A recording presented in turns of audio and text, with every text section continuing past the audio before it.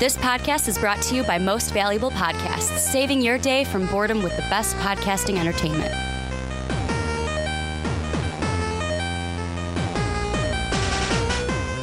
What's up, Real MVPs, Ricky Widmer here, along with fellow Manchild, Johnny Karlic.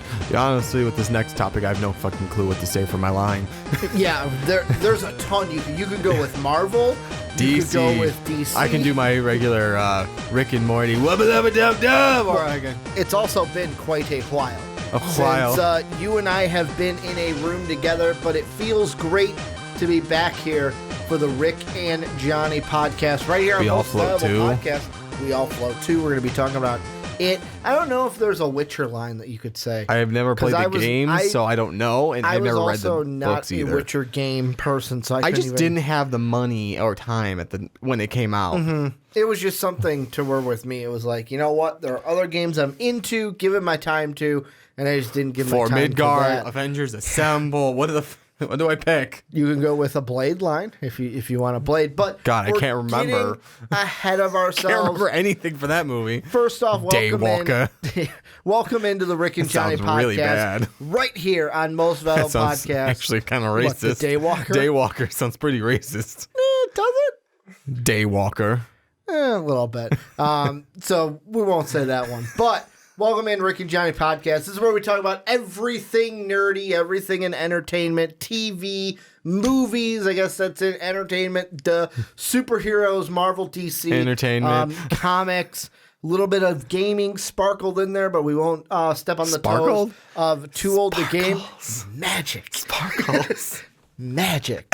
As we just watched a Magic ad that was just beautiful for Magic Arena. But this is not sponsored by them. Welcome in if this is your first time. If they'd like to, though, we'd appreciate it. Yeah, I would love to be sponsored by Magic. I will shamelessly promote whoever sponsors us. I've given them enough of my money in my childhood. Hey, I'll shamelessly promote whoever sponsors us. Yeah, you know what? I've given Magic the Gathering enough of my money in my life that I think that they could... I spent all my money on Pokemon cards. There was quick story time with Papa Widmer here. Story time.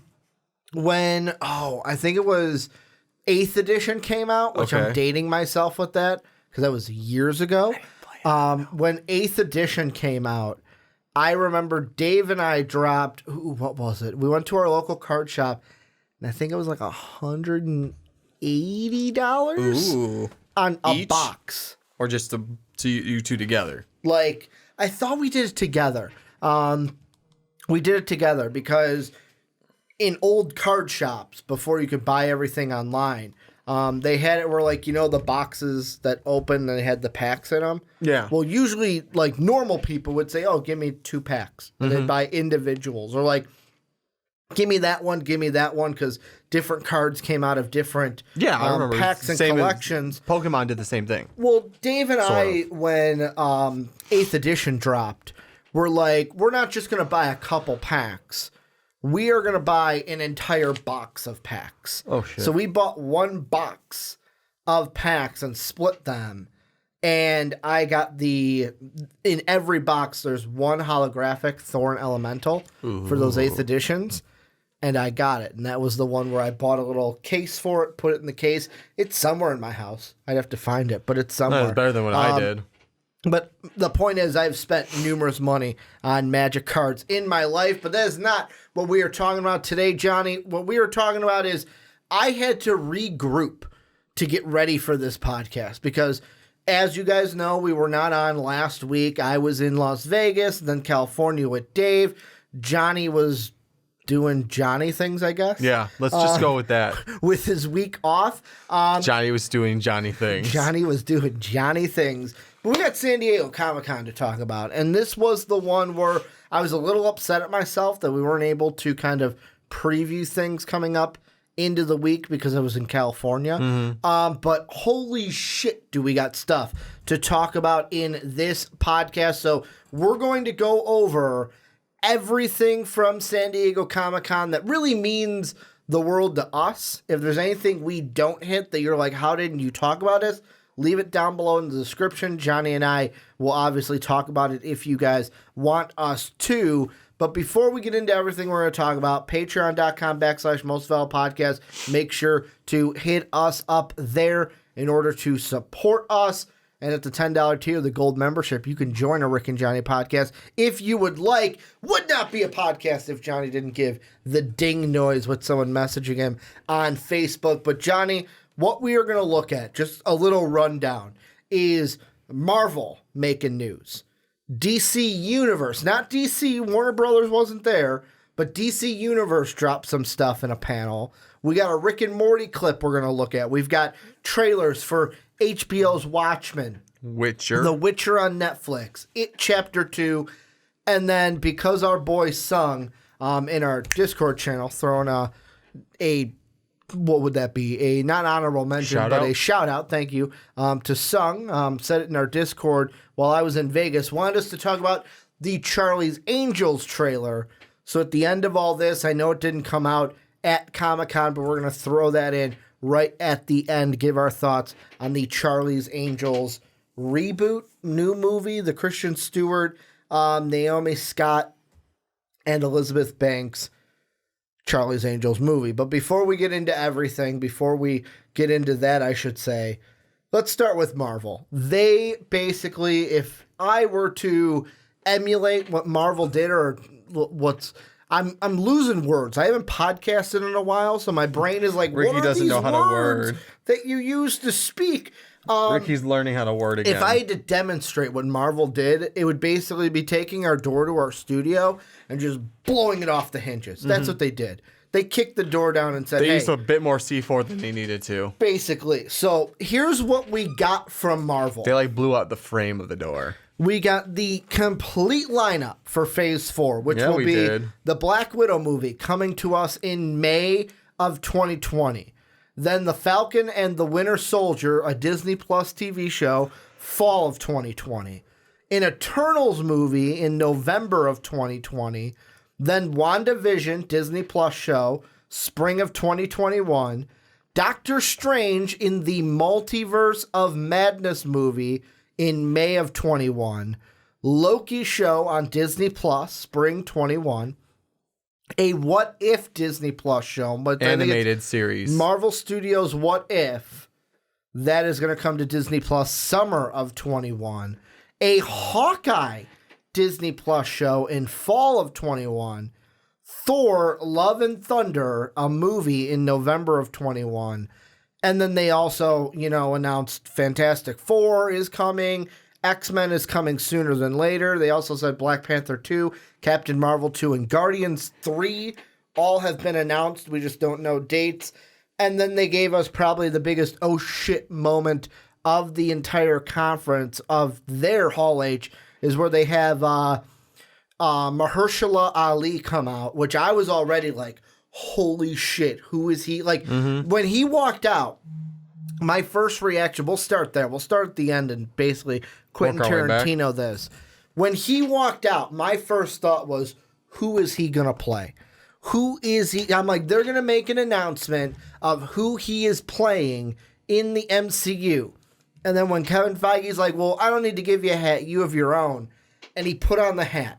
You were quicker than me. You were able to read it on his hat a little bit quicker than I was. I looked at it and was like, what does his hat say? And then they cut the lights. I was like, come on, I didn't get to read the hat. What did it say? And before I could even rewind it, Blade on top, on their big screen. And I went, holy shit, we're getting a Blade movie. So let's start there with the oh shit moment. Well, I'll be fair too. What were you thinking? I'll be fair too. To start with, I read the manuscript last night of what happened. Okay. So I didn't see that he was going to be Blade, but I saw it's the only. I'm thinking it's the only thing they didn't mention. Yeah. Okay. It's Blade, but I'm excited. I mean, he looks like he'd be good as Blade because he kind of looks like not as jacked as Wesley Snipes. No, but I mean doesn't have the python. That comes with the Marvel training regimen. Yeah, you get put on their diet and training regimen, and then they make you a superhero. Exactly, it's the Marvel training regimen, which I would love to be part of. Please, let me know how that works. Well, you got to be casted as something. You got to be the next Thor, Johnny. Matt Masterson Thor or something like that. Yeah, I can't remember his name from the other comics, but yeah, no. No, I'm excited to see him as Blade and what they're going to do with the Blade storyline. Because that, honestly, since they're tying it into the Marvel Universe now, who knows what they're going to bring into it. And I mean, obviously Dracula, but whatever. Well, the thing that I am interested... 3 vampires huddled together.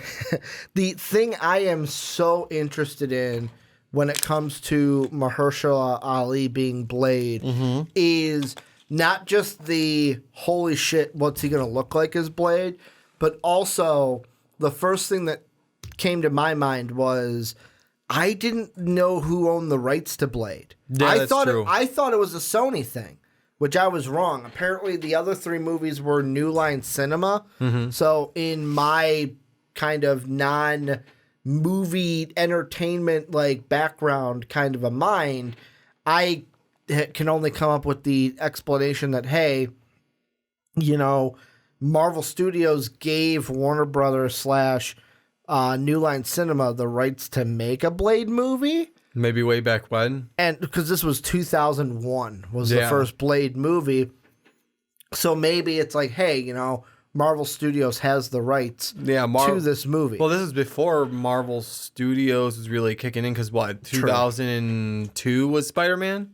Yeah, around the same time. Only because they sold that to... Yeah, and that was Sony. They sold that to Sony. So maybe Marvel itself still owned Blade, and just to make some money said, hey, Warner Brothers, make a Blade movie. Because Marvel wasn't really popping out movies. Not really. Marvel themselves weren't popping out movies at that point. Because we had Spider-Man, then really shortly, or before or after that, we had X-Men.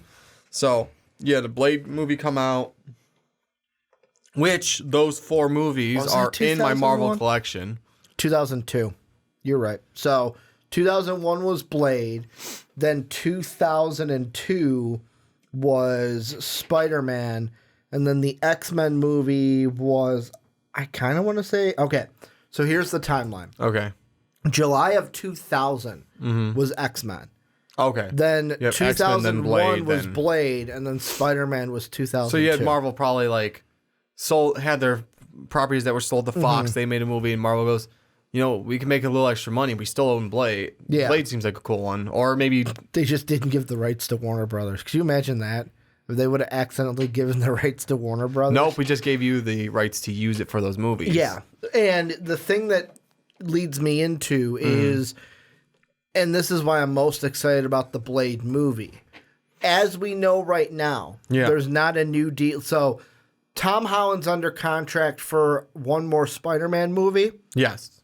But there's not a new deal. I think it's after Spider-Man 3. There's not a new deal for Sony. Or it might be there's not a new deal now. One of the two. Basically, not a new deal between Sony and Fox. How is Blade going to help in these negotiations, I'll say? Because what Marvel can now do, if Sony's like trying to think, hey, we got something with Tom Holland and want to beef up those negotiations. They'd be stupid, by the way, to say, no, we're going to try to get more money out of you because now we feel like we got the big boy pants when Marvel's like, we created this for you. But now I feel like we could even get, and I'll ask you, could we get a Blade Morbius crossover in the future? A Mahershala Ali and I forgot his name. The Joker that we hate. What's his name? Jared Leto. Jared Leto. His Morbius character. Could Marvel even throw that in now? Like, hey, you let us continue to make Spider-Man movies.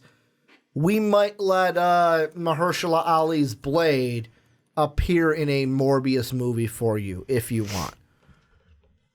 Because that was teased, I think, at the end of Blade 2. Was a Morbius thing? I think it was Blade 2 when they were on the roof and like you looked across and it looked like a vampire on the roof. That's something to me where I'm like, holy shit, I can't, like, I want to see that. I want to see Morbius. Well, first off, let me see how the Morbius is with Jared Leto. But a Morbius Blade movie, I think would be amazing. And I can't wait for Mahershala Ali that would be a cool crossover. I think it's ever going to happen, though. It's a hard thing to say. It's a hard thing to say because it all comes down to movie rights and who wants to cooperate with what. I don't know if Marvel like Marvel themselves seem to want to cross over their characters into the Spider-Man stuff or the Sony stuff, but they obviously need Spider-Man to do a lot of their storylines that they're going along with, like especially the new one. I don't know what they're going to do yet. Yeah. When it looks like they're starting up the new Avengers more and more as everything keeps rolling down the line. Johnny's on that train. I've been on that train, and guess what's happening? Johnny's like, I've been on that train. I'm saving y'all seats here as it's zooming Y'all down. Y'all can ride my freight train. What about, so we'll go from other announced to the, like Black Panther 2, Captain Marvel 2, Guardians 2. I was kind of like, or 3. I was kind of like, okay. Just because someone in the comments will mention that. Yeah. Part of me is like, okay, it's nice that you said that, but I knew those were coming. Yeah. The big one, and some are saying it's announced. Some are saying, well, he mentioned it. I don't think they're that like nothing was announced. What were your thoughts when, so he brings up, before the Blade thing, he brings up Black Panther 2. He brings up Captain Marvel 2. He brings up Guardians 3. And then he drops Fantastic Four. Now, when he says X-Men and Mutants, that to me was like, okay, they're not close to developing a movie. Like, they're thinking about it. They're like starting the planning phase with them. But that's not an announcement. No. With Fantastic Four, when Kevin Feige dropped that, did you see that like I did of like, holy shit, we're getting, like, the first Fox movie we're going to get is Fantastic. That's what I took it as. Okay. Because, had a little gas come up there? like, no, I had, like, something stuck between the two. Ooh, the little sinus like, strip? post-nasal drip area, Oh, yeah. man, that is some disgusting stuff. Good thing it didn't make a little noise. burning right there, actually. No, but I'm excited for that because we get the introduction of Fantastic Four. Helps to bring in some other characters that we can get, like, Silver Surfer, Galactus, Doctor Doom, like they were. I think Doctor Doom's got to be the big one.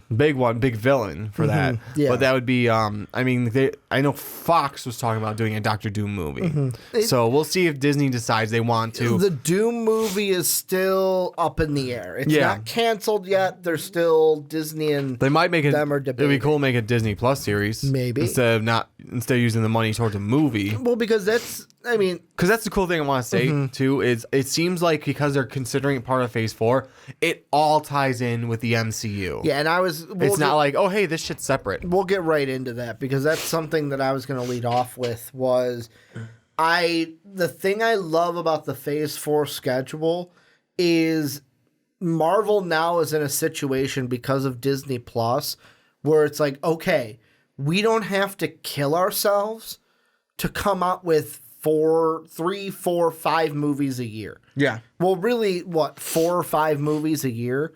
We don't have to 4 to rule 5, it like that anymore. Because, like, if you look at the schedule that they put out now, 2020, 2 movies and a Disney Plus series. Then you look at 2021, Doctor Strange is a movie, Thor is a movie, but besides that, WandaVision, Loki, What If, Hawkeye, that's 4 Disney Plus shows where it's like we can get away. Like, I feel like Marvel now is in a prime spot where, hey, we can get away with 2 movies, blow our money on the big stories that we want to tell there, but then also tell these little stories. Like the one that I know that you're super excited for. I'm just going to go ahead and set you up for it. The Falcon and the Winter Soldier, because how that went down at Comic-Con was basically Baron Zemo sitting there and would like hijack their Comic-Con panel, basically said, I'm going to see you both very soon, and then put on the purple Baron Zemo mask. That's awesome. So we're going to get Baron Zemo. We're going to get comic book Baron Zemo like we didn't get in Civil War. Also, now we know for sure this is the first time we're going to see Falcon as Captain America in the MCU. Because didn't you say also Anthony Mackie walked out with the shield? Yeah, so he walked out with the shield. Also, there were reports that he has been officially fitted for his like first fitting of what's going to be his Captain America suit. as Falcon. I bring this up, though, because I know you were very excited about this, especially the Baron Zemo side. Riding the train for one, because that leads into it as well. Well, we had a segment before I left for Vegas about and it. I think I talked about that. But no, it's gonna be cool. Or I think it's gonna be cool because now that they have Baron Zemo, so we have our villain, or at least I would say the main villain of this. Yes, because the thing I like about it is that the Comic-Con video that they played of Baron Zemo. Yeah. He starts it off with the kind of trigger line for Winter Soldier. Yeah. And part of me is like, holy shit, it pulls that into it because of the history that Zemo and Bucky have together. But then now Falcon is Cap. So basically it's like, hey, you know what? Buddy cop between Bucky and Sam. Oh, and they're going after Baron Zemo to finish that storyline. No, the question is, what other villains are we going to get throughout the storyline? Because that's going to be kind of cool. Because Baron Zemo is going to use other people. Lower tier villains. Who do you think we could see? I don't know. I can't think of any off the top of my head right now. Well, because... Grim Reaper? Say that again? Reaper? Maybe. I'm trying to think I can't think of off the top of my head. Because the interesting thing about Baron Zemo being in this is I get him and Bucky have the most connection, but also to me, I was like, and I'll ask you this, do we see an appearance from T'Challa in this? Maybe sort of cameo-ish appearance. Because, correct me if I'm wrong, Zemo was going to kill himself, and T'Challa stopped him. Also, T'Challa doesn't like Zemo because Zemo's the reason why his dad died. Yeah, he almost sounded like when he was saying, you will pay for your crimes. Yeah, but you don't get to well, here, let me try to talk again. Zemo tried to shoot himself. Yeah. And Black Panther goes, "No, you will pay for your crimes." Like in the justified way. You don't get to get out that easily. Yeah. But almost in a way like, I forgive you because you're troubled and you get to deal with your consequences in the right way. If anything, I feel like we get a cameo-ish appearance from him, but I think the focus will be on Bucky and Falcon to be able to do their whole storyline, their buddy cop thing, and him like I said in the last one that we talked about this, him sort of rising to the Captain America thing. I'm wondering though. He's got a lot to go with that. He's got to develop as what is Captain America going to be like in his shoes? How is he going to put his kind of stamp on that mantle? Exactly. I'm wondering if that code still works on Bucky or not. Because I know it's interesting. T'Challa and his science group were supposed to have kind of deprogrammed him. But how inlaid is that program? And I would love if it just triggered a little bit at the beginning. I feel like it almost how do I put this? I feel like it almost was at the completion side where he was he was working outside. He wasn't in cryogen anymore.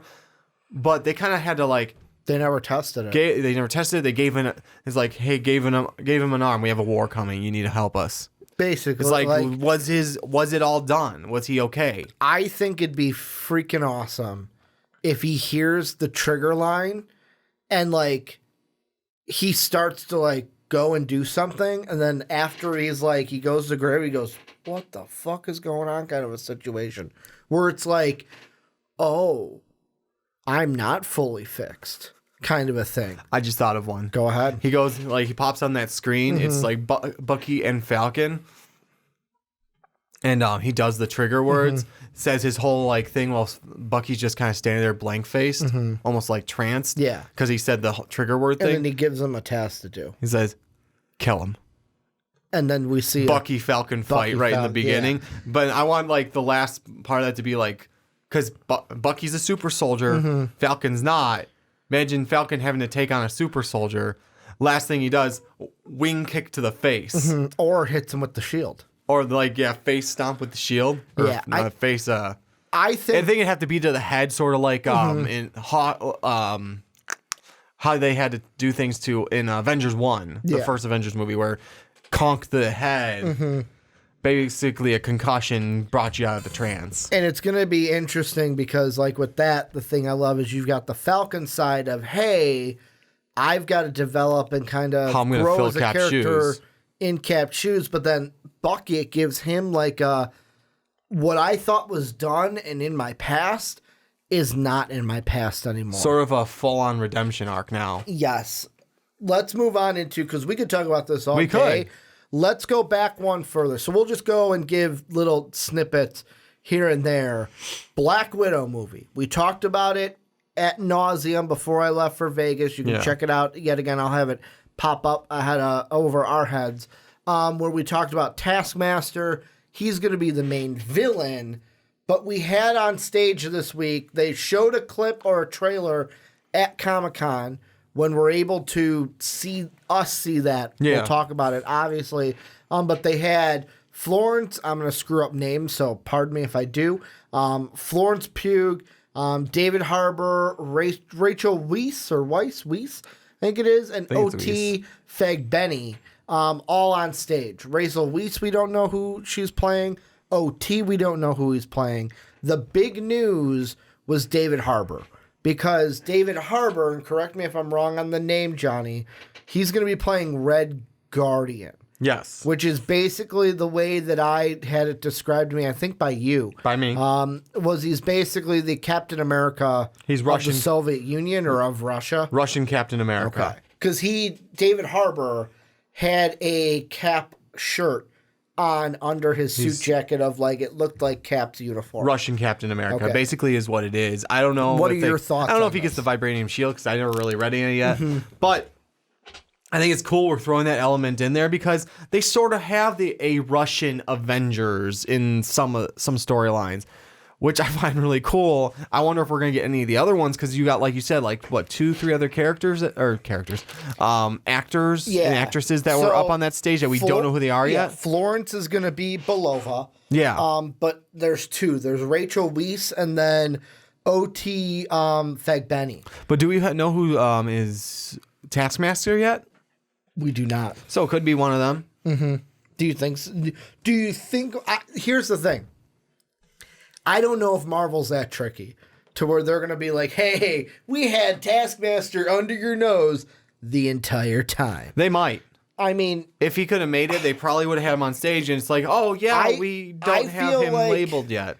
I feel like if they had who was playing Taskmaster, they would have dropped that. Like, that would have been a holy shit moment. That's true. Yeah, maybe. But it's like, again, it could come down to the idea of, like, we had, what's his name? Played Tyrion. I cannot think of his name all of a sudden. The actor. Why am Peter I blanking? Dinklage. Yeah, Peter Dinklage. We had his name. I'm like, why am I blanking on his name also? We had his name in the Avengers Infinity War. We didn't have who his character was until after the movie came out. Yeah, They played Eitri. So it could be like, hey, you're getting Taskmaster. To we don't me- want you to know who he is yet. So that to me is only different because, like, and I only say that now because of who he played. Yeah. His character wasn't a Taskmaster. Like, his character wasn't the main villain of the movie. I know. Well, we don't know if he's the main villain. I think he Someone is. pulling the strings above them. I mean, we talked about that. That could be true, but I think that's more of like a post-credit end of the movie kind of a reveal. I know, but that's why I'm saying, like, hey, we don't even know what Taskmaster ever looks like underneath the mask. So it's like they're kind of like keeping it hush hush for now until the movie comes out to go, hey, you don't know what Taskmaster looks like under the mask. Yeah. We won't let you know what he looks like underneath the mask until the movie comes out. Then we can let you know what the actor's name is. And I mean, it could be one of those on the stage. It could be someone that couldn't make it there. But I mean, then he could be like one of the people could be the upper villain of who's in charge of what, like pulling strings. Because Taskmaster is just like Deadpool. He's a mercenary. Yeah. He's doing this shit for money. In my mind, I feel like if they were going to have that character, him up on stage, they would have revealed that. That's the only thing I'm like thinking. I said, that's why I'm like, hey, they're also going along the lines now. Then it sounds like that. Hey, these two are in the movie. We don't want to tell you what yet. Yeah. And that could also be like for example, the Peter Dinklage thing. Yeah. If they told us, it would have spoiled the movie. Exactly. That's what I'm saying. Yeah. What about, we'll go into Eternals then. But I wanted to say one more thing about this one. It's kind of cool because that adds another element of like who's tricking who. Because now you got you got Taskmaster, you got Romanoff and Belova, right? Yep. I'm saying it right. Because this is going to be like the Bourne/Jason Wick of Marvel movies. Also, like handing down the mantle. Yeah. Because this happened. Be at the ready with them. So not only, I'll throw this out, it's not only the Bourne/Wick movies of Marvel, it also takes place between Civil War and Infinity War. Yes. So it's in that time before, because Black Widow has the red hair. I think it's going to be essentially a handing the mantle over To movie. Belova? Yeah. Not that she's like, hey, you are the Black Widow now. It's like, be ready to be Black Widow if something happens to me. And really, I'm looking at it like every single movie except for the Doctor Strange one. Yeah. Black Widow, we could see the mantle being handed. Yep. You've got the Eternals movie, which that's more like introducing. We've got the Shang-Chi, which is more introducing. But then look at Thor. That could be a handing the mantle over. Actually, we'll go to that. We'll jump all over. I was going to go in jump order, around. but we'll jump around. Jump around. Oh, God. Thor, Love, jump and up, jump Thunder. Up and get down. Natalie Portman is going to be back as... You said Thunder. As, I'm blanking on her name. Jane Foster. Jane Foster, thank you. There was a picture that Taika Waititi posted on Twitter where he was reading The Mighty Thor, which is the comic run where Jane Foster becomes Lady Thor. Do you think we're going to get that? Is that why it's called Love and Thunder? Yes. Where a romance becomes rekindled and then basically Thor hands the mantle down to Lady Thor. I don't think he necessarily hands it to her. She is now worthy. But, like, because remember, right now, Mjolnir is destroyed. Yes. In this timeline. Thank you, Hela. Yes, thanks to Hela. Mjolnir is destroyed, but the pieces were left in Norway. So, one of a few things could... there's basically anything that could have happened. But all in all, someone picked it up, the pieces up. And put it back together. Yeah. And the question is, does that just automatically put Mjolnir back together to the point of like, hey, only someone who's worthy can lift it? Or what goes on with it? We don't know. Maybe in those 5 years, Thor's like, hey, get my hammer and let's figure out how to put this back together. As I see you doing that. Yeah, I know. On our outline, I realized I forgot the Shang-Chi movie. Because like I was looking I just at got it distracted like, because I got I'm going to put it in here now because I got this line of text magically appearing in front of me. That's why I'm like, I see you doing that. I'm like, I'm going to put this in here. Okay. Because otherwise I would have forgot about it. Yeah. But the first thing I want to say is the logo. Which you and I had different things, but they both same fit. era. Yes. Where I saw the Thor Love and Thunder logo, and my first thought was like you said hair metal, not like hair metal, more like that not AC/DC, maybe that's not like maybe not even a Led Zeppelin, Guns but N' like Roses? that hard rock, where it's like hard rock 80s, where it's like Love and Thunder. Like that is what I thought, or like the old remember when they took Thor Ragnarok and made it an 80s commercial? Yeah, like that. That's the era that I got. Where you had something different come to your He-Man mind. Masters of the Universe was the first thing I thought when I saw that. He-Man and the Masters of the Universe, but both of them fit, and basically it's giving off an 80s vibe. Yeah, is what it's doing. It's not going to take place in the 80s. No, though. but it's funny how they keep doing that now with the Thor theme or the Thor title screen shots. Then I'm going to ask you this. Yeah. New Avengers, you're the expert on that. Sure. So then Jane Foster is Thor in the New Avengers? Yes. Okay. Yeah, it is actually that way. Jane Foster is Thor in the New Avengers. I wonder if it's going to... I'm still not wondering who the villain's going to be then, though. Yeah, because Jane's definitely not going to be it. Well, here, let me. Valkyrie's supposed to be in it too. She is. Which many people are saying, are we going to get a love triangle? I mean, I guess Hemsworth should be in it as well. Yeah, he is supposed to be, and I don't know why I said should be. I'm still wondering if the villain's going to be the Enchantress, sort of, kind of seducing Thor. Screen Rant. So Screen Rant already has an article. 10 villains that could be featured in Thor: Love and Thunder. Yeah, we'll go through them right now, really quick. Number 10, alternate Loki. Yes, sir. Like I'm gonna throw them out. You give me your thoughts. Alternate Mr. Loki. Marvel. Does it say alternate Loki? Alternate Loki is. So here's what it says: Avengers Endgame created a complicated situation for the character of Loki. I'm already gonna say no, but keep going. He was killed in the previous Avengers blockbuster. Spoiler. The creation of a new timeline means that there is a version of the trickster god still alive in the multiverse. We assume that he is in a different dimension for now, but that doesn't mean he can't be moved into the regular time stream, much like Steve Rogers managed to. The only reason why I'm going to entertain this one is because Thor: Love and Thunder comes after the Loki Disney Plus series. I'm going to go no. I think we're going to try and introduce another villain. Number 9, you mentioned her, Enchantress. That's where my money's riding right now because we haven't gotten anyone quite like that. We got Hela, but she was more about power, brute strength, and whatnot. Enchantress is going to trick Thor.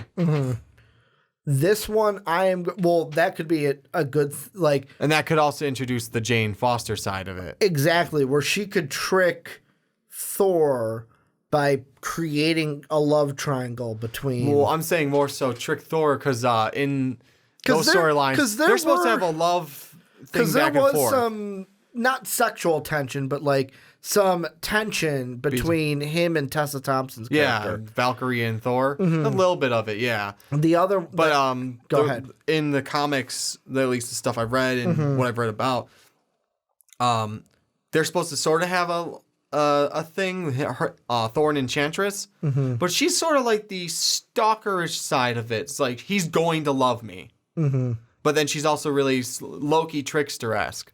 Yeah. So my thoughts are, all in all, it's going to be like Enchantress and whoever she's kind of lower tier villain, or sort of like Hela took Scourge as her lackey. And it's going to have to be like Tessa and Jane kind of team up type thing. So I was looking ahead. Maybe using Thor as her weapon.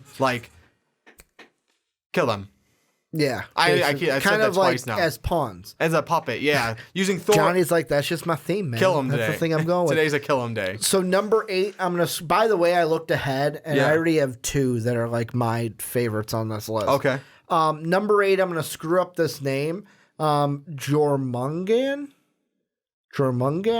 Norse mythology has created many foes for Thor to fight, and one of them is Jormungand, the Midgard serpent. Midgard serpent, the Earth snake as well. Who has wrapped himself around the Earth and is destined to kill the god of thunder in their final fight. You were close to the name. I can't remember how to pronounce it without looking at it, so... I don't think that. I don't think That's so, one where it's Here's my number 2. Okay. Out of the 2 that I like, this is my number 2. Angela. That doesn't ring a bell to you? It does. I want you to explain for them, though, too. Angela has a complicated history in comics and strictly isn't a Thor villain. Seduces men. But she has faced the Asgardian on numerous occasions and is even supposedly the lost sister of the god. The movie version of Hela was clearly inspired by Angela in part, but this character could actually offer something quite different as a villain. The character was actually sold to Marvel by Neil Gaiman, who co-created Angela with Todd McFarlane. She was retconned into the universe and has had many roles across the series since being introduced in Marvel Comics via their Age of Ultron event.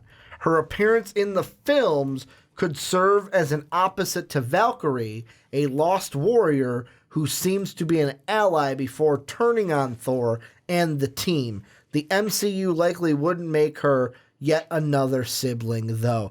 I would absolutely love that, though. What's Thor's theme? Troubled family. God why damn. not? Why not?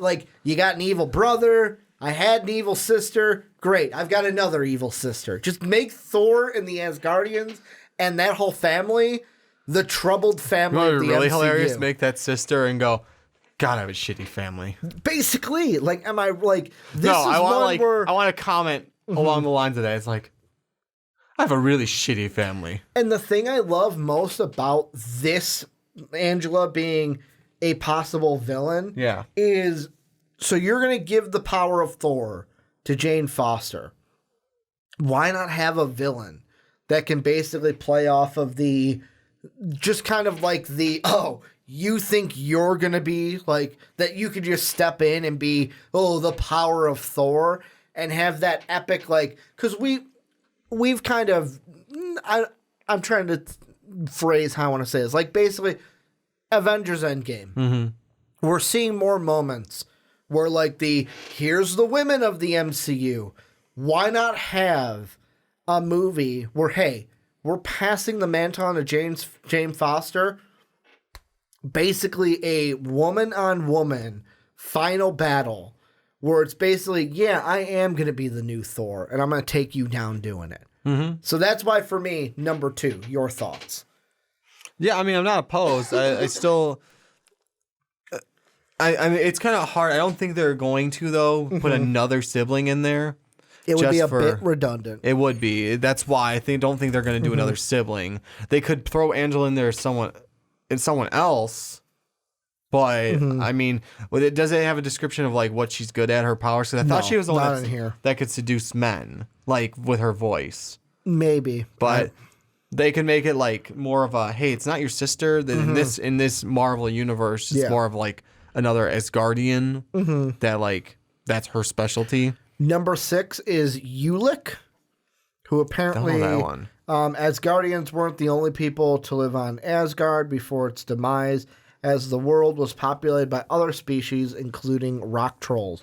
He's one of the fiercest fighters in all the universe and would make a good champion to represent his people. Basically, he's a rock troll, I believe. Ares is number 5. Okay, I never thought about that.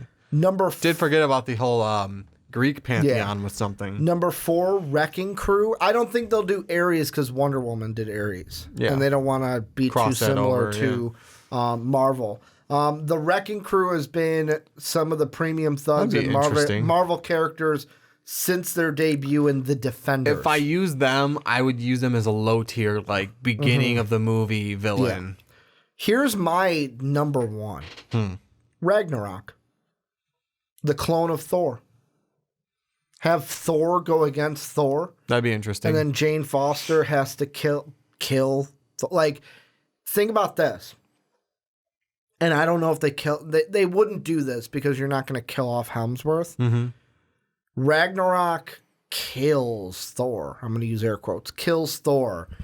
And then Jane Foster has to kill Ragnarok. And it basically is one of those my heart pains to do it because I feel like I'm killing the one I love. Where it's I basically have to kill a part of the guy that I love kind of a situation. I just loved Ragnarok in the comics. I know you did. I want to get a Thor villain. Could Beta Ray Bill be the villain? Or would he be... He would not be able to be a villain. I don't think he wouldn't stay a villain in the movie. So you'd have to have someone else be an actual villain in there. And then the other two, and you already kind of got Jane Foster taking over the Beta Ray Bill type thing. Yeah. So I wouldn't do that either. They also have number 2 is Cole Borson. Cole Borson. The Fear Itself arc launches Cole Borson into the foreground of some of Thor's most oppressive villains. He's a character that is so heavily tied to Norse mythology as the god of fear. He's also a foe that could do exactly what is needed of the next Thor villain, and that is to psychologically manipulate the god of thunder and play mind games with him. And then the last one is just the Elders of the Universe. The Grandmaster and the Collector have already been featured in previous MCU films, but there are still cosmic threats that exist in the larger continuity. That one kind of seems to me most likely because I think the Eternals are going to look at the cosmic entities as well. But those are the 10 villains that Screen Rant thinks could be in Thor 10. You're looking up Cole Borson, aren't you? I did, and now I'm looking up just Thor villains. Because there's also one that's named Gore the God Butcher. Yeah. We're going to have to dive into this, of course, later as well. Because, I mean, this list gives me Scourge, who's dead. There's Mangog. I'm not going to label it, like, describe any of these right now. We'll do this in another segment. Malekith, the Destroyers. Malekith's dead. The Destroyer suit's gone. Surtur's dead, I think. Hela's dead. Serpent, Cole Borson. Okay. Enchantress, Amora. And then Loki, who is at this time dead. Okay. Well, Loki, we'll see in the what happens in the Disney Plus series, but as of now, he's dead. Our line Loki is dead. Okay. I'm just saying, easy though. Is it though? Using the Thor reference there. Don't use that meme on me. So what we'll do to close out Marvel is we're going to go more rapid fire than usual. Yeah. I'm going to give you... So here's how we're going to do it. I'm going to give the title, the one that we haven't talked about. Yep. Quick. It doesn't have to be like da-da-da, but like, all right, Eternals. Thoughts, move on. So we'll start with that. The Eternals, we got more clarification that Angelina Jolie is going to play Thena. Richard Madden is going to play Icarus. You've got Kamal Najani as Kingo. You got Salma Hayek as Ajak. They've got Brian Henry. We know who he's going to play. Dong Sik Mao. I hope I said that right. Lauren Ridloff and Leah McHugh. All of them now, IMDb. We have their characters. We know that it's going to be a situation of like, hey, the Eternals have been here. We just haven't seen them during our time in the MCU. Your thoughts on the Eternals? It's going to be interesting seeing, like, what for one, where they're going to start. Are they going to start back in ancient Greece? Are they going to start with, like, wherever they started? Because a lot of those names are ancient Greek names because that's where because they were mistaken for gods, if I remember what we read last time about them. Yeah. And that's the thing. It would be interesting to see, like, their storyline. Because I know one of them, I think the one that's also Gilgamesh, also known as Hercules, also known as... God, I can't remember his name. There's Beowulf. Am I remembering that correctly? Yes. Yeah. I think he's actually supposed to be one that's supposed to be sounded semi-interesting when you and I read about it because he's supposed to age rapidly at some point.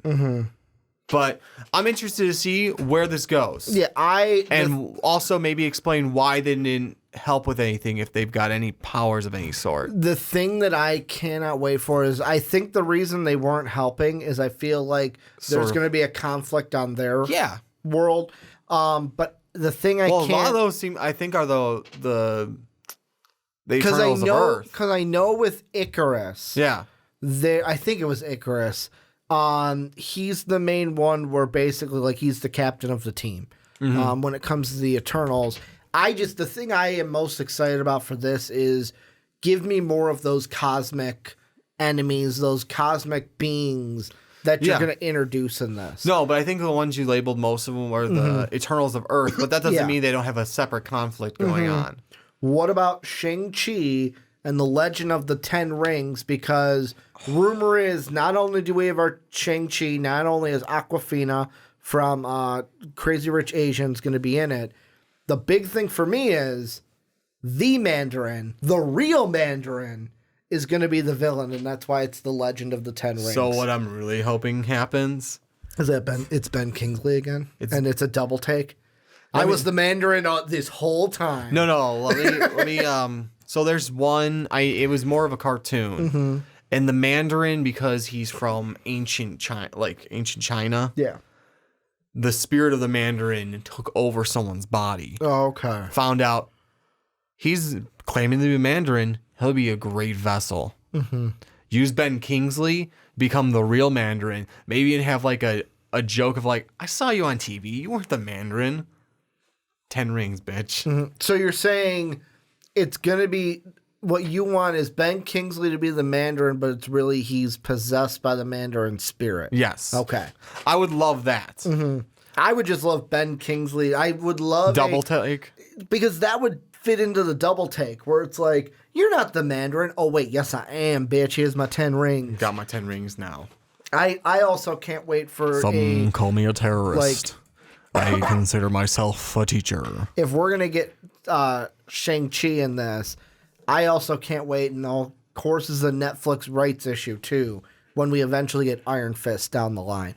Yeah. When they're able to do that. But Is it, though? I mean, because now that those are all canceled, Disney, I think, has probably dragged it's a them couple, back. like, they want to, but it's so how, from what I understand when I read about it, is that it's not like Netflix has the rights, but Marvel has to wait. I think it was 2 years or something. It might be for that kind of agreement or whatever to fizzle up, basically. And they can't just bring them over right away. I can't wait to see a real Mandarin, whether it's the Mandarin, whether it's like you just mentioned, it's the spirit of the Mandarin taking over someone. I mean, I would love for it to be Ben Kingsley because I was so rooting for that to be because he in the let's put it say in the posters and stuff, posters previews, all like, oh my god, this Mandarin is fucking amazing, and then they made him a joke. And then they did. If you still haven't seen it for some odd reason, because I told you to watch it before. Hail to the Chief. Or Hail to the King? Yeah. Hail to the Chief, I think it was. Explain it to them. So what happens, because this isn't a spoiler at this point, you should have watched it. In case someone hasn't seen it. In case someone hasn't seen it, for one, it's on the extended cut stuff of Thor, The Dark World. I'll put it in the comment section, too. You'll find it on YouTube, put it in the comment section. What happens is, so they're doing, like, some guy, he's supposed to be a psychologist, is interviewing... This is at the prison, right? This is in the prison. Yeah. First off, you get to see how famous... Trevor Slattery is in the prison. Kiss my rings, bitch. Fucking awesome. But they're doing sort of an interviewish thing with him. Some psychologist is kind of interviewing him, bring up his past, sort of like, hey, we're trying to figure out why you did what you did. And then he kind of... Is it a 14-minute video? It might be that long. It might be... I think it's shorter than that. Okay. It's supposed to be kind of like the Marvel one cuts that they were doing for a little while. One shot. This is it. I found it. I'm going to put it there. Okay. Go on. So anyways, what happens next is they do the whole interview thing, brings up his past. Ben Kingsley starts getting a little uneasy, or I shouldn't say Trevor Slattery gets a little uneasy with it, shuts the camera off, starts talking about the Mandarin, the 10 rings, how you've been impersonating him, and the Mandarin's not happy about it. Yeah. And then basically it's sort of like takes a nightstick out of the camera leg, beats the shit out of the two guards in there. It's basically they're kidnapping him. Okay. So that's what it seemed like at the end there. Which would then could also play into, hey, the real Mandarin, obviously he's there because he's going to be in Shang-Chi and the Legend of the Ten Rings. WandaVision. This to me was one where I still don't know what, like, I have no idea what the hell's going to go on so far. The only thing I want is apparently it's going to dive into Wanda and why she got her powers. Yes. This is where I want to see the word mutant. Clap my hand even more. Like, this is where it's like, okay, mutants are a thing. This is where we're going to establish mutants in the MCU. First episode has to be, how is Vision alive now? Second episode, where's Magneto? I want to know if Vision just shows up and no explanation, I'm going to be kind of upset. Because... and you can give me something as simply as, Shuri rebuilt his head. It was Bettany even said at Comic-Con where he's like, am I even alive in this? I don't know how I'm coming back. Like, I don't know. I think I'm dead still. Oh, I guess happy birthday, Bettany, by the way. Is it his birthday? No, that was Benedict, right? Yeah. My bad. So happy birthday, Benedict. Okay.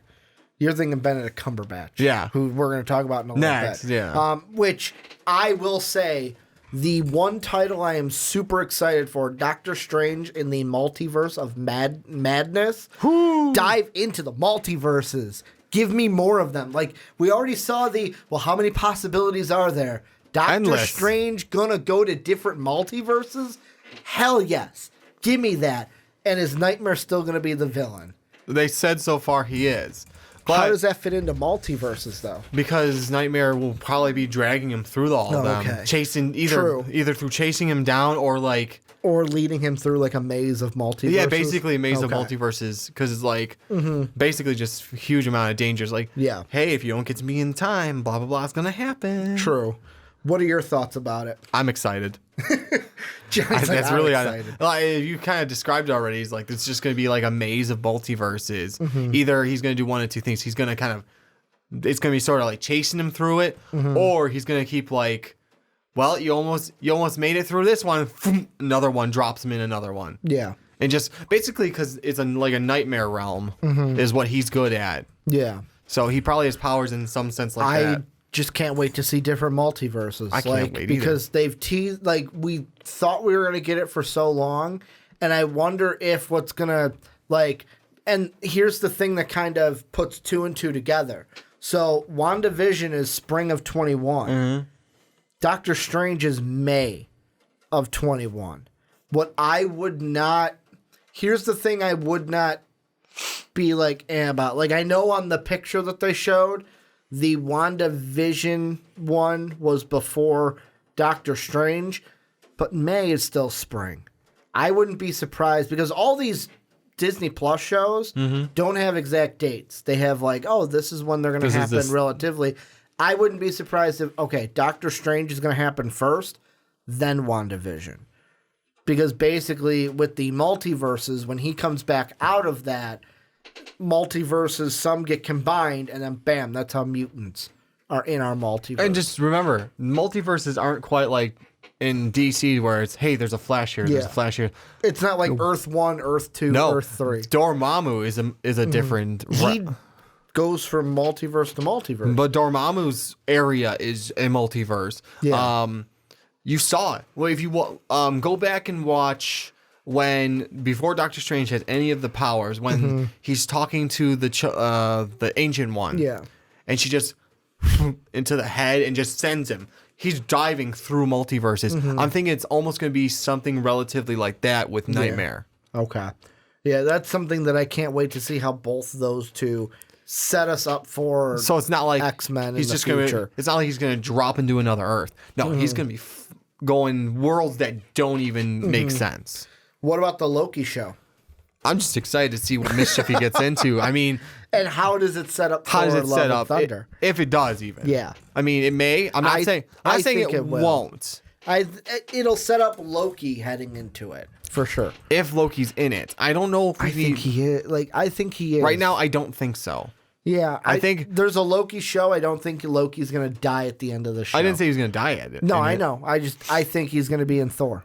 I don't think so, but I mean, I'm not saying 100% now. Yeah. I just think so. Thor's going to be focused on something else. What about go ahead. Didn't know Loki, the Loki show. I'm hoping it's just a fun ride of after like it's going to take place from 2011 on. Yeah. Mischief. Throughout like different things. Just give me Tom Hiddleston. Exactly. More of Tom Hiddleston. What about the What If? Animated? Like, and this is, I want to read if those. I'm wrong. This is supposed to be like things that have already happened. Like, what if it went this way? Exactly. Instead of that way. Exactly. So what if Thor was a villain? What if Captain America? I think one of them was Peggy. What if Peggy Carter was Captain America? The thing I love about this the most I'm just looking it up now. Fuck it. It plays into exactly what Kevin Feige wants. How do we tell stories? How do we tell great stories? And let that be the thing. This is kind of a fun way of like, hey, you know what? In this episode, we're going to tell this story, and we don't have to worry about how does it affect the other things in this universe. We're just going to say, hey, what if this happened? What if that happened? What if this was the thing? What if that was a thing? And tell great stories like they want to. Did you find out more information? So I've just looked it up. In Volume 1, I'm probably just going to read the first 10. Go on. 1. What if Spider-Man had joined the Fantastic Four? What if the Hulk had the brain of Bruce Banner? Okay, some of these are things that kind of already happened in the MCU. What if the Avengers had never been? Oh. So this is from the comics? This is the comics. Yeah, this is Volume 1, 1977 and 1984.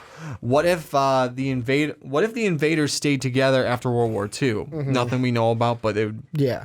What if Captain America had not vanished during World War II? Ooh. So we kind of get that side story that when he went back, but... Yeah. And what's cool is I don't know if you just mentioned it now, a few minutes ago, it's all animated. Yeah. So it's like they're going to do voiceover acting, but it's going to be stuff that you can't do in live action. They're going to be able to do in this. Yeah, I like that. What if the Fantastic Four had different superpowers? What if someone else besides Spider-Man had been bitten by the radioactive spider? And this one says in 3 different. We know that Miles Morales. In 3 different stories, what would have happened if either Peter's class bully Flash Thompson, his temporary girlfriend Betty Brant, or publisher J. Jonah Jameson's Jameson's astronaut son? Yeah. Spider-Man's a menace. What if the world knew Daredevil was blind? What if the Avengers fought evil in the 1950s? And what if Jane Foster had found the hammer of Thor? Okay, that one's again going to possibly be Love and Thunder. It doesn't, like, they don't have to do they could actually ask any question they want. Like, any what if they want, they What could if do. Conan the Barbarian walked the earth today? Yeah. What if Nova had been 4 other people? Like, they could literally ask any what if. Like, that's the thing I like about it is, like I said, they could just tell great stories. How about the last one? Go ahead. What if this is the last one I'll bring up? What if Ghost Rider, I saw your face, Spider-Woman, and Captain Marvel were villains? Shit. Ghost Rider. Well, Ghost Rider kind of already looks like a villain. He's an anti-hero, though. Yeah, I know. But, like, he looks like a villain. But still, what if those 3 were villains? That's another one. So I'll stop there with those. What about the last Disney Plus show, Hawkeye? Supposed to be from what I've heard is it's supposed to be more of like a what he was doing as Ronin kind of a situation. Yeah, Kate training. You know her name, Kate Bishop, Yeah, right? which I did not know this was coming. So for me, I was like, "Fuck yeah, give me more Hawkeye." Yeah, Dave will be excited. He gets to watch more Hawkeye because he was really upset about Hawkeye not being mentioned. Getting anything? Yeah, basically like, "Where's Hawkeye? Where's my Hawkeye?" Well, fuck Hawkeye then, Yeah, I guess. basically. I'm just excited to see more Jeremy Renner as Hawkeye. Jeremy Renner, and I do hope that he's doing Ronin. But I mean, I really hope he's also training Kate Bishop in this then. I mean, I do want to see his side stuff of being Ronin. Yeah. I would really love to see that, but I also want to see like at least an episode where he starts training someone and maybe like he does like, hey, starts taking someone under his wing a little bit. Yeah. Because he kind of that feeling of, hey, I lost my daughter, to sort of like fill in that feeling and then not wanting to get too close because everyone he loved disappeared on him. Yeah.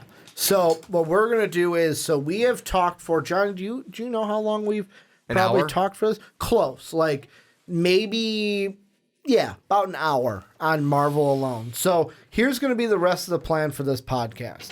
Luckily, the rest of this is not like Marvel and didn't drop like 8 things all at once. 8,000 things. So we've just got a couple things that we're going to hit and give little discussions. They're not all going to be our discussions on this. Let's move on into DC Universe, though. So they had 3 mini announcements that I don't think really need a ton of talk. No. We basically, Young Justice Season 4 will be happening when? We don't know. It's planned, though. Doom Patrol Season 2 will be coming in 2020. Titans Season 2 will be coming out of September 6th of this year. So we actually got a date for that. Can't wait. I should probably watch the first season then. I loved Titans 1. Loved Titans 1. Can't wait for Titans 2. What I would love to do, Johnny, is... I know we talked about it last year, but I would really love to do it. Even if it's just me, if it's both of us, that's great. I want to give the episodic kind of reviews and reactions because DC Universe is that weird one where, like, I finished Stranger Things, you're watching it. They don't give you all at once. They're like, well, this Friday it's episode 1. Come back next week and it's episode 2. So I would like to do that this year. The one I want to talk about, though, is the trailer that we got at Comic-Con for the Harley Quinn animated series. We already saw something about it. There was like a little tease about a year ago, but we get our actual first look at what characters are going to be on it. We get more of a kind of idea of how Penny from The Big Bang Theory is going to be as Harley Quinn. I'm going to take this one first because I'm the DC guy. Usually I ask it to you.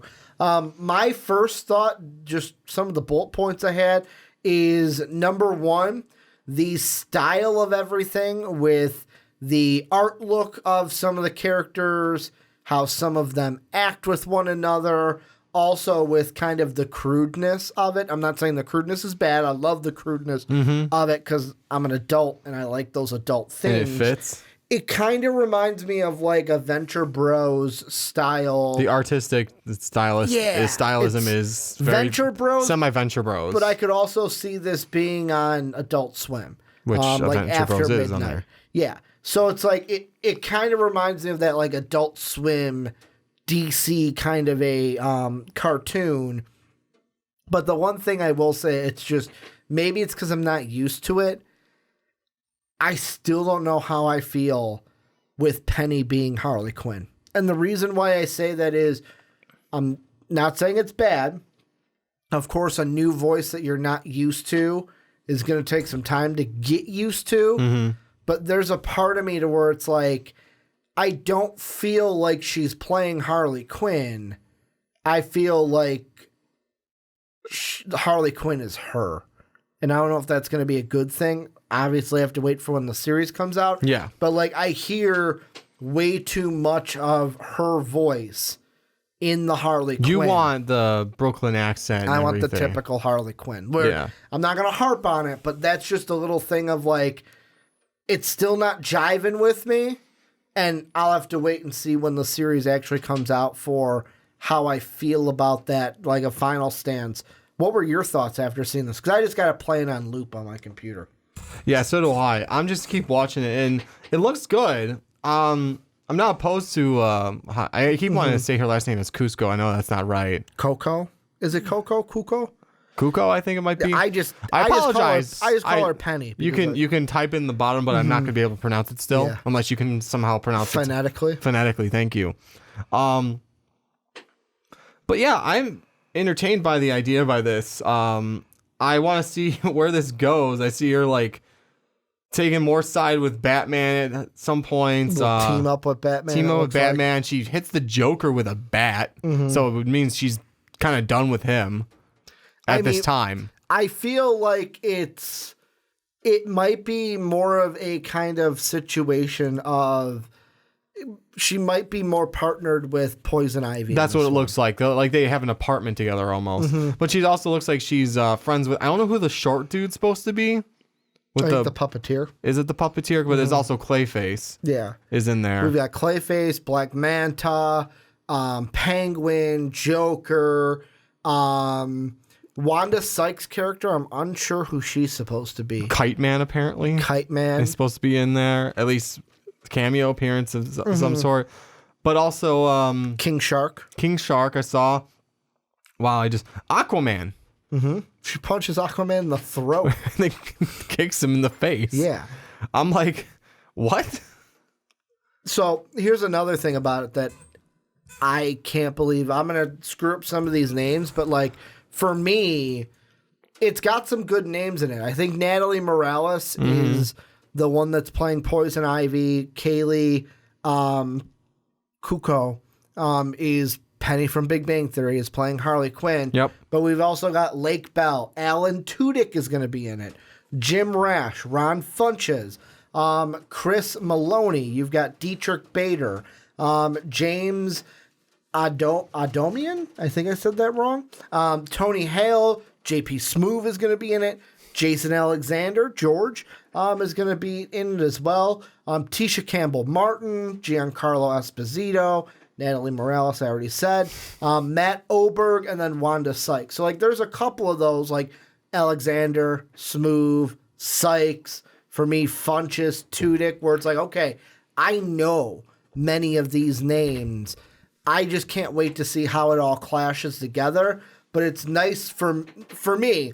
It's nice to actually get a look at what it's going to be like, because last thing I'll kind of ask you about it is, do you think it's going to be a good thing or a bad thing that it looks like this series is tailoring more towards the adult audience rather than the kid audience? I mean, why not? We're the ones with money, right? We're the ones with money. Why not give us a little something like that? The kids got enough, right? The kids get a lot of stuff. I mean, they have a huge I know they have a huge Marvel and DC cartoon following that they get. Why not, like, it's like you can watch the cartoons that we used to watch. Basically, I mean, it's like you said, it's something that belongs on Adult Swim. Yeah. Most of that stuff is not meant for kids. I find it especially funny. after midnight. I find it funny that DC Universe so far, like Titans is more of a darker, more adult version of the Teen Titans. You got Swamp Thing was really dark, and even though it got canceled, I keep seeing commercials for it. The season 1 is still out. They canceled season 2. Okay. Basically, they're not going to make more Swamp Thing. Dark Doom Patrol, although it was funny, was more of an adult comedy kind of a thing. And then this looks like it tailors more towards the adult side, where the only thing that I've watched that's kind of like, oh, okay, that could be for a kid, is like the Young Justice Outsiders cartoon. But I think it's just understood that, hey, DC Universe is going to tailor more towards that adult fan rather than that kid fan. How about the next thing? So the next one's not a trailer. It's just a clip. I don't know if we're going to spend a lot of time on it. But basically, Rick and Morty, Season 4, we got a new clip called Gluty, which is basically, I'm assuming Gluty's the purple alien in it. It'll be down below if you want to watch it, but I'm going to describe it anyways. So basically, it looks like Jerry and Morty are developing an app, or have developed an app. They want Gluty to shut it down. Hey, I can't do Looks that. like failing or something. He shakes it, little beeping from his pocket. They think it's a bomb. But no, it was just a fake beeping app. Ominous beeping app. And then Jerry at the end with the best line of like, well, with someone with this kind of engineering, it makes them hard to hate. You can and you will. You can and you have to, Dad. Yeah, you can and you have to, Dad. What are your thoughts with this? I know it's like, what, a 1.5-minute clip? Not even. Yeah. I mean, you can tell that Morty is getting more Rick-esque. Well, like I threw out to you. Yeah. I'm wondering maybe this episode, is Rick trapped somewhere else or on an adventure with Summer, and Morty has to be like Rick because Jerry is like how Morty was at the beginning of the series. It could just be like a Jerry Morty episode. Johnny's like, we can get those. We can get those. We get they're starting to pair everyone up in odd combinations. Yeah. You get Summer, Rick. I think we had last season. We had maybe that might be season 2. I can't remember. You had a Jerry. I know last season there was a Jerry Rick one where your kids think you're depressed and they told me to take you out on an adventure. Basically, yeah. That's the one with the whirly dirly. Where basically you can't die. Yeah. And then the kids are shooting each other. Yeah, I like that one. Pew. Huh? I just, my only thought with it is that it's funny. It hit the Rick and Morty style. Oh, it did. It's basically like, here, let me tease you a little bit. Let me give you a little bit here so you're satisfied. Remember Crocubot? I do not. I saw it from what was the episode? From the Revengeancers, not the Revengeancers. It's the superheroes. That they basically one, yeah. Kill. Yeah. And Rick basically saws them. Yeah. Like the saw, like an episode of Saw. I remember, yes. Yeah. So you remember Crocubot, right? Yeah. I saw one clip picture. It was just one picture of Rick and Morty standing in the middle of almost like a street, and a bunch of the same thing, Crocubot looking characters. I'm looking at it right now. You saw that? You found it? Because I pulled up Rick and Morty season 4, and it's just there. One of the pictures. So, I mean, that might play into an episode. It could just be a piece of art that they drew up. Because we're getting it in November. We're getting Rick and Morty in November. It gives me a little bit of a taste of I can't wait. Just a couple months away. It's already terrifying that the year is already almost half over. No, it's already half over. We are halfway through It's the a sixth. fucking snowball, Ricky. Actually, no. After this month, we are 9 days, 10 days away from. It's more than halfway over already. We got 12 months. 12 months. We're and not we're through in, the sixth month yet. We're through the we're in the 7th. Oh shit, we're in the 7th. Holy crap! For a second, I was like, no, August is the 7th. Yeah, No, August is the 8th. Fuck, it's more than half over. Sorry that you get to stop counting after 1. Yeah, I get to stop counting after 1. What about moving on? The next trailer we're going to take a look at really quick is the HBO Watchmen trailer. To me, the first really good look that we get in this Watchmen series, because here's the thing I'm going to ask you, and this is my question that I'm going to start off with. The next two, I have like a distinct question that I want to get answered with these. Is with this one, after seeing this trailer, is this going to be HBO's next hit? Because the big thing everyone's asking, with Game of Thrones done, yeah, there's Barry and there's Westworld and they've got other series. Is this going to be the next Game of Thrones for HBO? The next one that people cling to and are like, holy shit, this is the one I want to watch. It might be. I mean, it looks really interesting. I want to know where in the timeline this is supposed to take place. Because, I mean, we had the movie. Yeah. Way back when was, I don't remember. I'm not even going to try and think about when. It wasn't bad. We were in high school. So I think we were in high school. 07, I want to say. Something like or that. 05. I think it was 05. I'm going to look it up now. Go Yeah, ahead. you do you, man. I don't know. I don't remember. No. Wait, before high school? We were not in high school. We were in college. What? 2009. Wow. 10 years ago. Damn. I thought it was like 05. I was wrong. It was 2009. Go Okay. ahead. Good to know. Anyways. Yeah, because I mean, so Dr. Manhattan is on Mars. So that, Or is he? well, it says he is. They say he is. And they But even show, the end of the trailer. they show clips he is. He can come back I know, but the end of the Like trailer, that. we see him reach down and grab a for mask. the mask. Yeah.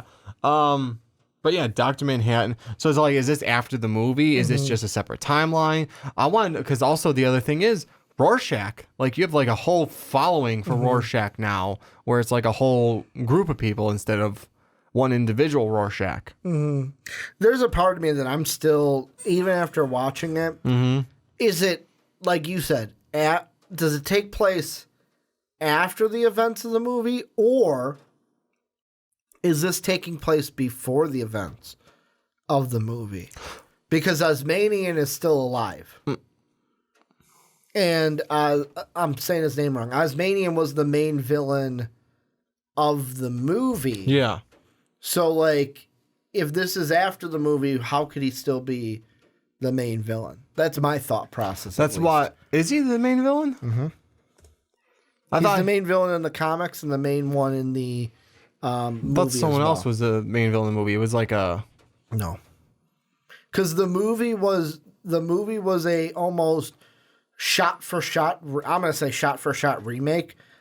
Spoiler if you haven't read the Watchmen comic, by the way.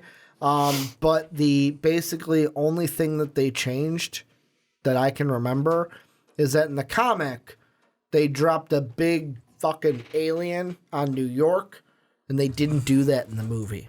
Which 19-year-old Ricky is like, where the fuck is my where the fuck is my squid alien? Because I wanted to see that. That is not the IMDb page I was looking for. By the way, there's a movie in 2019 called Watchmen. And it's like, nope, didn't want that. I want the 2009 movie called Watchmen. Because I was pulling up the character list. So it was... Where is he? I thought it was... Yeah. So it was... Matthew Good played Adrian Veidt, who was Ozymandias. I hope I'm saying that right. I fucking am probably butchering it. And then in this one, we obviously saw him at the end of things. This one, I did not catch that. Did you catch who was playing Adrian Veidt or Ozymandias? Jeremy Irons. Jeremy. I didn't catch that it was Jeremy Irons until I just saw it. Like, holy shit. Shame on you. Well, it wasn't. He wasn't using his Scar voice on me. Holy shit! Oh wow, it wasn't used because I can't tell Jeremy Irons' voice. Yeah, can't do. It was just one. I am now woke, Johnny. Yeah, I'm just with me. I'm very intrigued on the whole plot of like, well, hey, they started killing cops. How you not gonna kill cops? Let's all cover our faces. Haha. But now we hide the vigilantes, so can't kill cops. Yeah, that's the thing I'm interested about is like where does it all comes down to where the hell does this take place in the storyline? Because from what I remember, he kills I should say who Dr. Manhattan kills Rorschach. Yes. Then goes up to Mars and I'm out.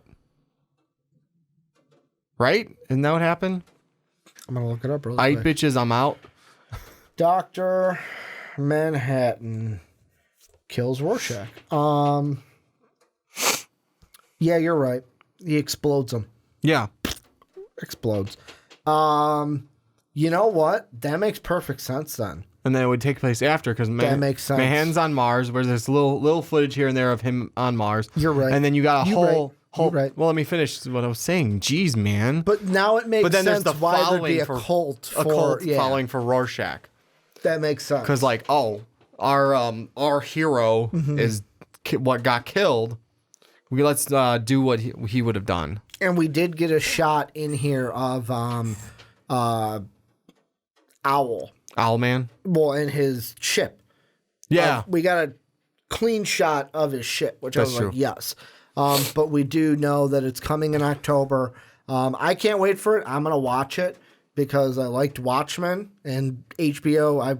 I've got the subscription, so I might have to get it try and back, give I guess. something else to watch. What about the Witcher trailer? First time we see Henry Cavill in his big, long, white Witcher hair. The question I want to ask you about this Yes. has to pertain to Game of Thrones also, but in a different side. So The Watchmen has HBO found its next Game of Thrones? For The Witcher on Netflix, one of the big things when I talked to Mark Webber about the end of Game of Thrones, Yes. his whole big thing is what's going to be the next sci-fi series that kind of takes that kind of mantle that Game of Thrones had. Could The Witcher be that? Could The Witcher take the sci-fi medieval monsters, witches kind of a following? Like, it fits the same mold that Game of Thrones was filling. Yeah. I'm not saying it's like It's not season gonna one's be going to the be next Game of miraculous. Thrones.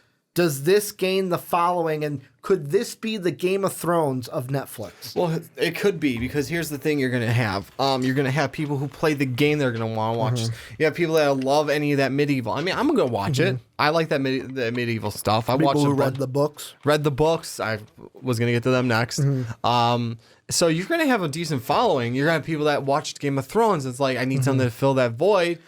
I mean, I have HBO, but if I have Netflix, Witcher looks like it might be related. Let's watch that. Which, the thing I will say, if you did not know, because I'm in that boat, Yeah. if you did not play the games, You won't be lost. You won't be lost because this is apparently more going off of the source material of the books rather than the Which games. I can't say I read the books either. Yeah, so I mean, I'm fine with that. But for me, like, I would hate it if it was like, because I would have played the games if I knew that it was going to lead into this. Yeah. So with me, I'm like, good. I'm fine with not reading the books.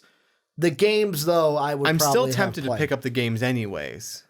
Just now, like I'll probably watch this first, and it's like Yeah.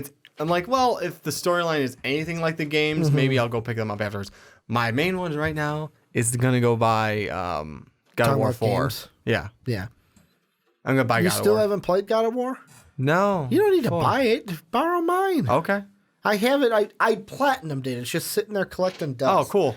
You have a PlayStation. I know. That's because why of I was me. gonna go buy that. I have a I gift could card. I could just give it to you. I have a gift card for GameStop. So. Nice. Yeah, I could just don't waste your money on. It's not wasting your money, but I've got that. Okay. And I'm not playing it anymore. Oh, cool. Then I'll borrow it from you. That was a Christmas time.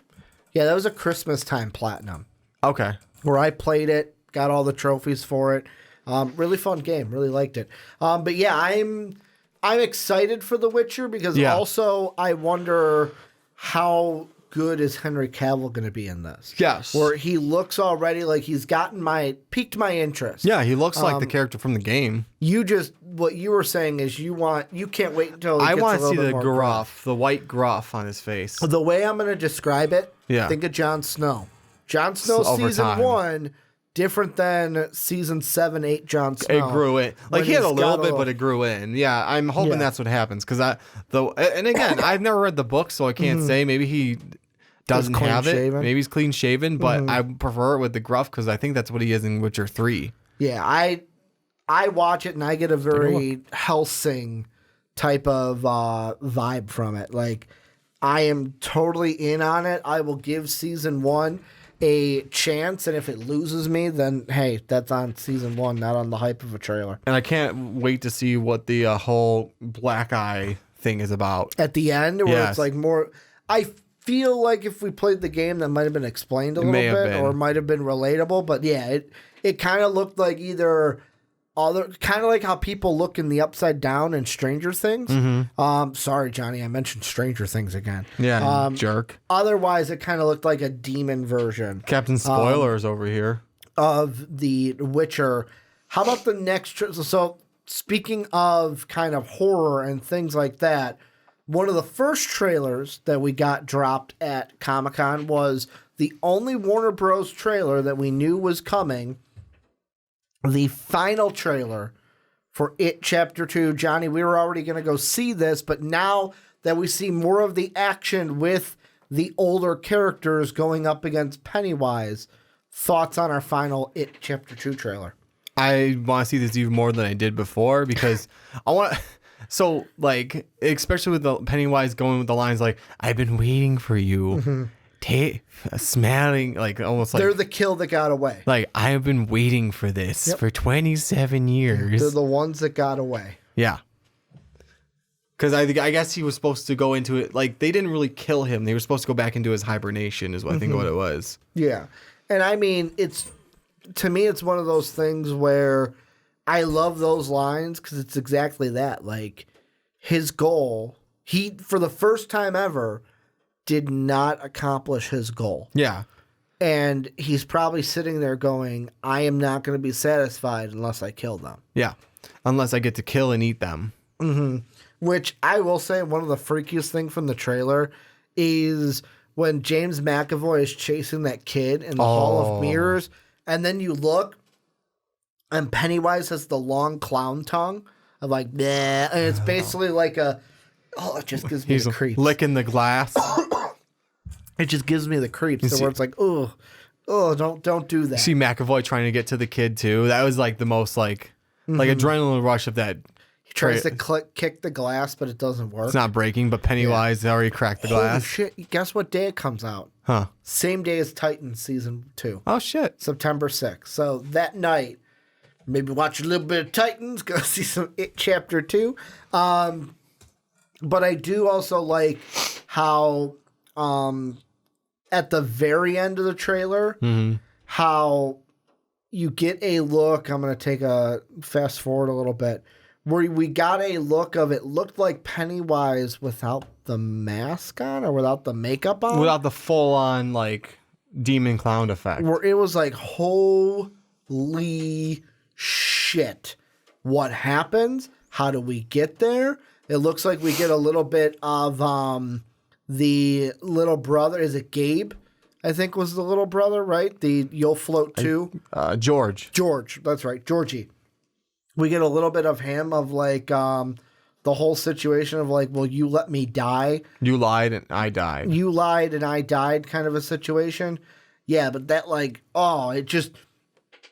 it looks so frightening to look at because I paused it on it where it's like, it just looks like cheap white paint. You've got blood looking like it's dripping out the eyes of Pennywise to where...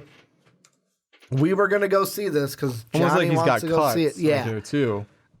I can't wait to see how this ends. This has been a marketing trip of like, I like that they split it up into 2 movies rather than keep it as one. They sort of did it like the originals. Yeah. I'm wondering if like this is like getting this scene you were talking about where it's like the shitty white paint and the blood almost on his face, and in like a normal like clothing, is like maybe the origins of Pennywise. Maybe a little bit. Yeah, maybe, because I never watched the originals. I tried to, and I couldn't find it. The only clip from the original that I know or have watched is the one of where it's Tim Curry behind the laundry, and he's just watching. Basically, he kills the girl at the beginning of the movie. That's all I've seen. I'm actually going to throw in one trailer on top of the next one before we get to Charlie's Angels, because I forgot to put it in there. We both watched it. Jay and Silent Bob. Oh, yeah. Reboot. So I posted this yesterday, and if you are not a patron, this is kind of a little shameless plug to become a patron. So in our Discord channel, $1 on Patreon gets you access to this channel where you can talk to all the MVP patrons as well as us here at MVP. I dropped it in the Discord channel, and this was some of the replies. Mark said, Jay and Silent Bob Strikes Back kind of sucked, though. They are great side characters, but don't hold up as leads. I said, it's going to be stupid. It's going to be funny. I'm going to laugh. Win-win. Sung Hyung said, the question is, anybody really going to see it? And then, let's see, Soapy then dropped something about NBA 2K. So basically it was Sung Hyung and Mark telling me that it's not going to be good. Where in my mind, I'm like, I'm not expecting it to be good. I'm expecting it to be stupid and funny, especially how the opening of the trailer opens up with basically Muse or Jay. I'm going to pull down my pants, tuck it in between my legs, and kind of just do his natural pose of like, Jesus, no arms out. He's got no penis. No, he does. It's just tucked in. Goodbye, horses.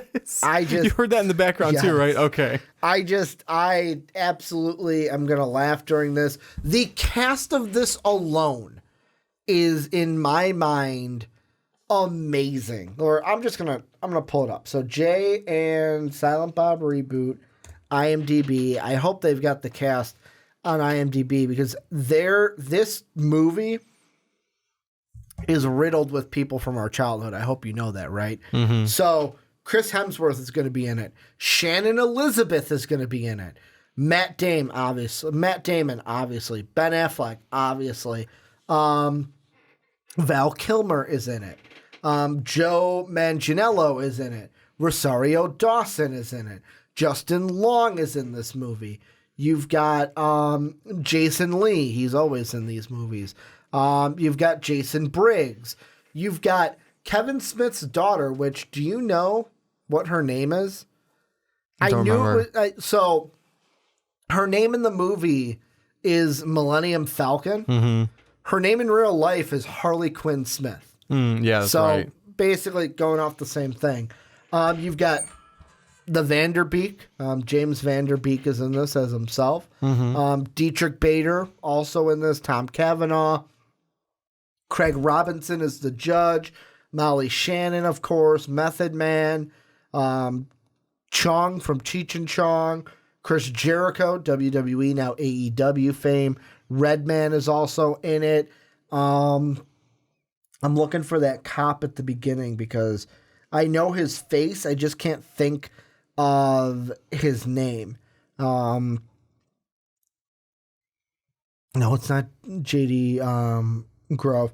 I'm going to have to look that up. But this movie has so many people that, like, I know, to where I'm like, fuck yeah, I'm going to go see it. Is it going to be, like, an amazing movie?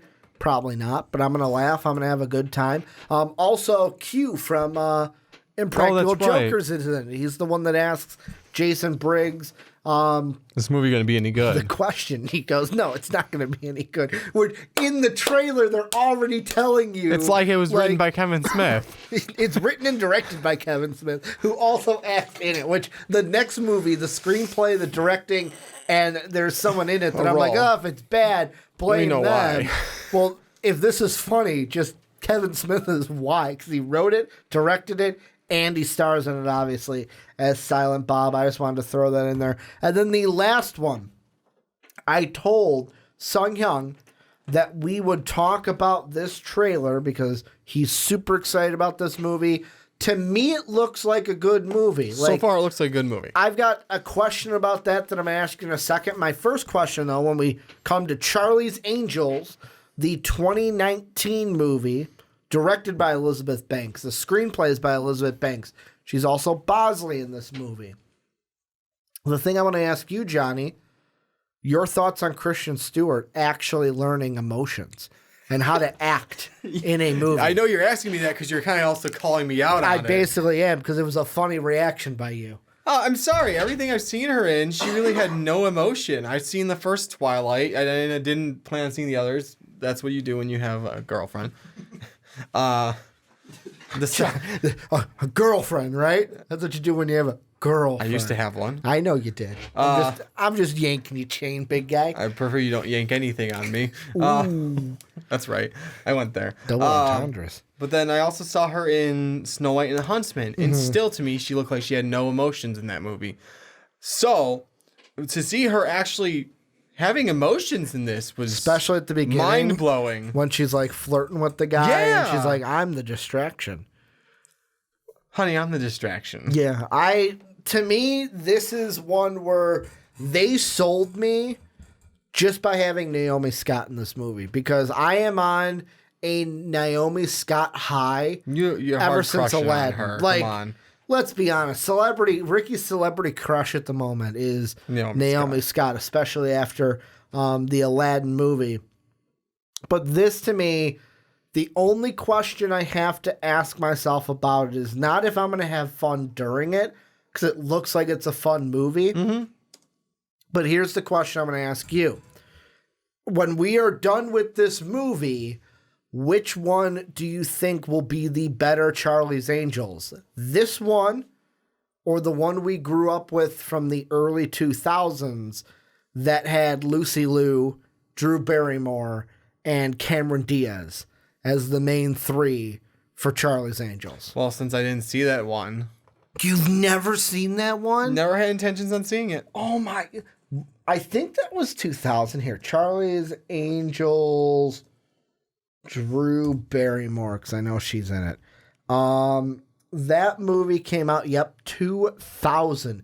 You want to know why I know that movie came out in 2000?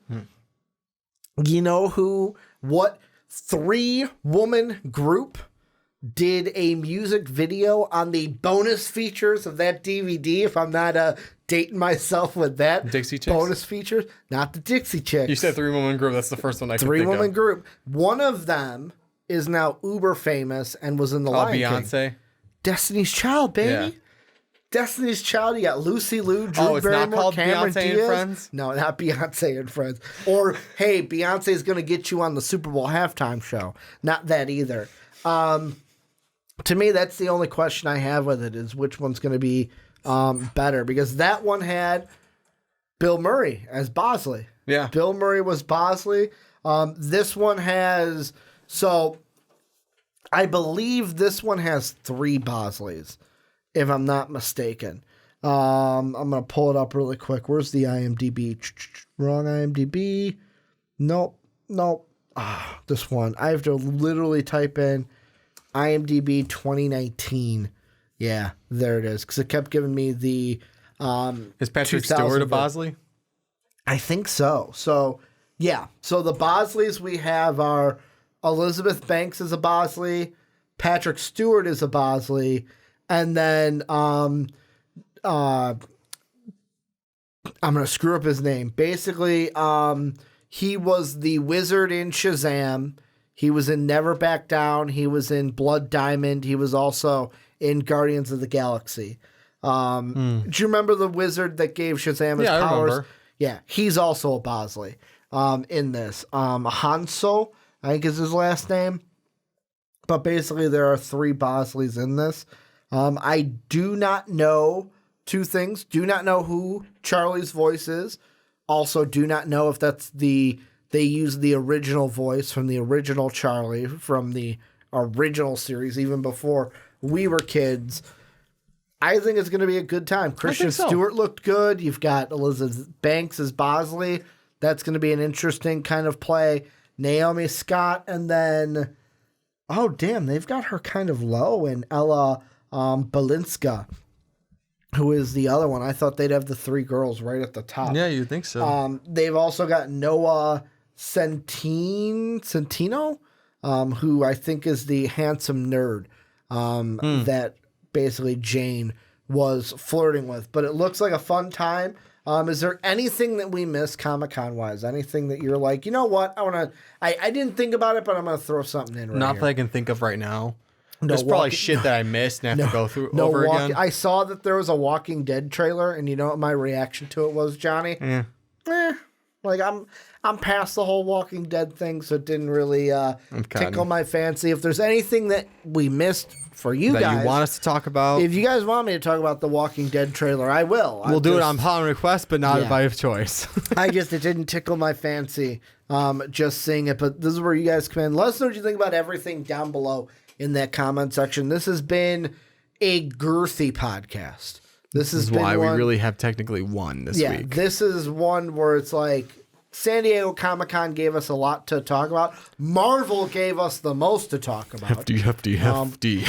I love how it's like, yeah, we're going to go about an hour on Marvel and then about 45 minutes-ish. Or 40 minutes on everything else. Because there was just a ton of crap from Marvel. Could you imagine if Marvel and DC gave us Hall H full stuff. schedules? Man, this would have been a long, long podcast. But thank you guys for coming in, checking out the Rick and Johnny podcast. Make sure to follow us on Twitter at War Machine 9085, at Ricky Widmer at Most Valuable Pod. Also, make sure to check us out on Patreon, patreon.com/Most Valuable Podcast. How you support the channel. We love doing this for you. There was one comment that's like, hey, your studio or your office is kind of an eyesore. Well, how do you help us get a new studio? Patreon.com. That's one of our biggest goals for the future, for the upcoming future here in 2019, as my body's like, hey, Ricky, you're just going to have gas coming up while you're trying to talk. And I'm like, thanks, body. That's usually what you do. But thank you guys for checking out the podcast. Make sure to check out our Spider-Man and Lion King reviews as well. For my fellow Manchild, Johnny Karlic, I'm Ricky Widmer. And as always, have a good day, everybody.